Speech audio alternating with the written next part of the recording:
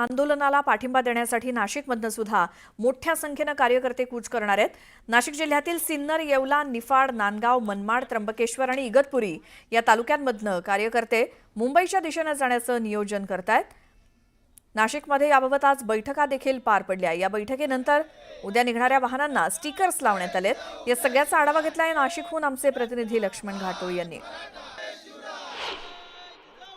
मनोज जरांगे पाटील यांच्या आंदोलनाला पाठिंबा देण्यासाठी नाशिकमधून देखील मोठ्या संख्येने कार्यकर्ते आता मुंबईच्या दिशेने रवाना होत आहे। नाशिकमध्ये कार्यकर्त्यांची एक छोटेखानी बैठक पार पडलेली आहे आणि ही बैठक पार पडल्यानंतर हे सगळे पदाधिकारी आता मुंबईच्या दिशेने जात आहे।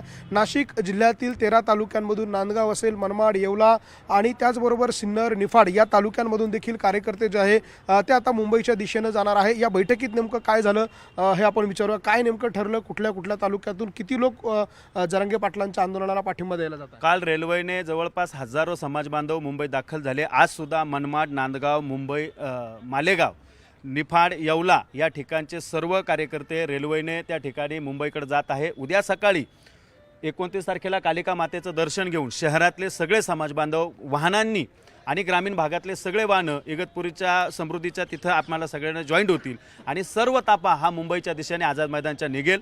आमची संपूर्ण तयारी झालेली आहे। सरकारने विनाकारण मराठ्यांचा आता अंत पाहू नये, जरांगे पाटलांच्या मागण्या तात्काळ मान्य कराव्यात आणि त्या फक्त तोंडी आश्वासन नको, तर जरांगे पाटील मागताय त्याच पद्धतीनं आम्हाला त्या मागण्या मान्य पाहिजे, अन्यथा संघर्ष सरकारशी आमचा निश्चित आहे। उद्या नाशिकमध्ये कार्यकर्ते मुंबईला जात आहे। खरं तर घरोघरी गणपती बसवला आहे। अशा परिस्थितीमध्ये इतक्या संख्येनं कार्यकर्ते जातील असं वाटतं का?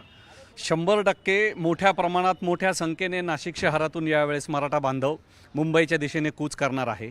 यावेळेस प्रत्येक वर्षी आम्ही 10 दिवस गणपती उत्सव साजरा करत असतो, परंतु ह्या वर्षी मनोजदादा जरांगेंच्या आणि समाजाच्या आरक्षणाला पाठिंबा देण्यासाठी असंख्य मराठे 1.5 दिवसाच्या गणपतीचं आज विसर्जन करणार आहेत आणि विसर्जन करून उद्या सकाळी ग्रामदैवत कालिका मातेचा आशीर्वाद घेऊन मुंबईकडे कूच करणार आहोत। आपण बघतोय अशा पद्धतीनं स्टिकर्स जे आहेत ते तयार करण्यात आलेले आहे आणि हे स्टिकर्स आता प्रत्येक वाहनांना अशा पद्धतीनं लावले जात आहे आणि हे सगळे स्टिकर्स वाहनांना लावल्यानंतर हे सगळे कार्यकर्ते हाच वाहनांचा सगळा ताफा जो आहे तो घेऊन मुंबईच्या दिशेनं जातील। ही दृश्य नाशिकमधली आहे। मनोज जरांगे पाटील यांच्या आंदोलनाला पाठिंबा देण्यासाठीची अशी जय्यत तयारी नाशिकमध्ये केली जाते। अशा पद्धतीनं कार्यकर्त्यांकडनं वाहनांना स्टिकर्स लावले जातात आणि हे सगळेच कार्यकर्ते जे आहे ते जोरदार घोषणाबाजी करताना आपल्याला पाहायला मिळतात। हे सगळे कार्यकर्ते आता उद्या मुंबईच्या दिशेने रवाना होतील। मुंबईमध्ये होणाऱ्या जरांगे पाटलांच्या आंदोलनाला पाठिंबा देण्यासाठी मोठ्या संख्येनं हे सगळे पदाधिकारी मुंबईला जाणार आहेत। व्हिडिओ जर्नलिस्ट हेमंत बाबूलसह लक्ष्मण घाटोळ, न्यूज 18 लोकमत, नाशिक।